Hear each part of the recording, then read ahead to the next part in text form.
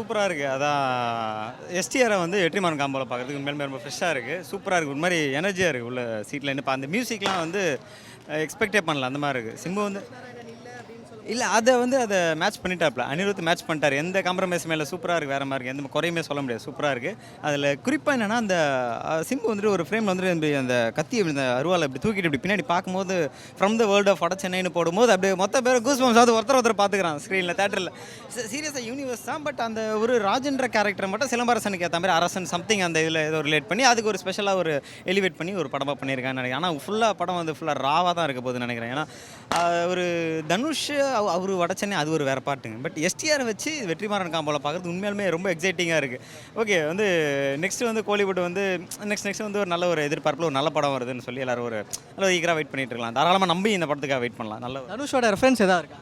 அதான் சொல்றாரு ஸ்டார்டிங்ல தனுஷ் வந்து அந்த நெல்சன் வந்துட்டு ஸ்டார்டிங்ல கேட்பாரு. இந்த மாதிரி எனக்கு ஒரு சின்ன ஏதோ ஒரு ஃப்ரேம்க்காக நான் இப்போ ஷூட் பண்ணிட்டு இருக்கேன். எனக்கு ஒரு எதனா ஒரு கண்டென்ட் மாதிரி ஏதாவது சம்திங் சொல்லுங்கன்னாரு.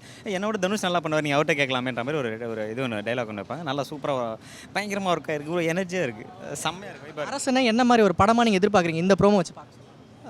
அதாங்க ஏன்னா வட சென்னை அது ஒரு ஜேர்னி. அது தனி ஜேர்னியில் போகும். இது அரசன்னும் போது வெற்றிமாறனை நம்பலாம். கண்மூடித்தனமாக நம்பலாம். அவர் டச் பண்ண எதுவுமே வந்து ஃபெயிலியர் ஆனதா சரித்திரமே கிடையாது. அதனால் வட சென்னை அது வேறு. அதையும் இதை கம்பேர் பண்ணிக்காதீங்க.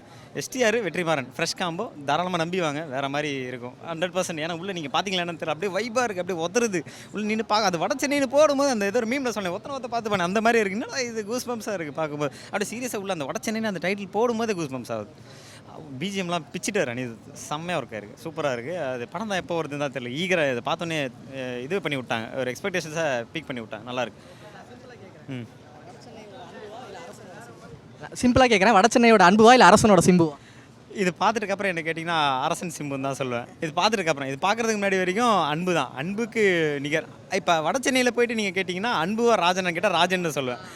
இப்போ நீங்கள் கேட்டிங்கன்னா அரசன் தான் சொல்லுவேன். அரசன்லாம் சிம்பு தான் சொல்லுவேன். ஏன்னா ஐயோ வேறு மாதிரி வைப் பண்ணி விட்டுருக்காங்க. பூஸ்டப் பண்ணி விட்டாங்க. அது யாருமே சீட்டில் இல்லை. எல்லாருமே பார்த்துட்டு என்ஜாய் பண்ணிட்டு இருக்கிறாங்க. நல்லா இருக்குது. இதெல்லாம் தாண்டி அடுத்து நீங்கள் 31 தேதிக்கும் வந்துருங்க. நமக்கு உண்மையான தீபாவளி தலை தீபாவளி 31 தான். அட்டகாச ரீலீஸ் தான் இருக்குது. நீங்கள் அதுக்கு வந்து பாருங்கள்.